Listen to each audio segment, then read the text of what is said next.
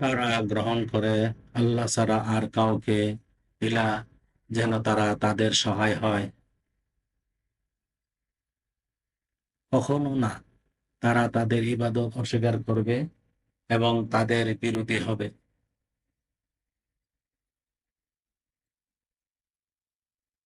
আপনি কি দেখেননি, উত্তেজনার জন্য কাফেরদের নিকট শয়তান প্রেরণ করেছে?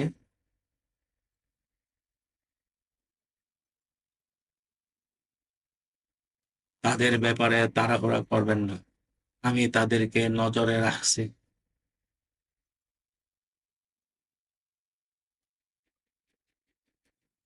সেদিন আমি মুত্তাকিদের দয়াময় মেহমান রূপে জমা করব।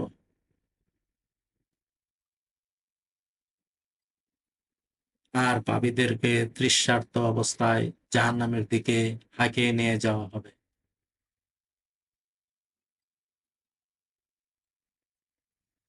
এমন কেউ হবে না সুপারিশের অধিকারী দয়াময়ের অনুমতি প্রাপ্ত ছাড়া।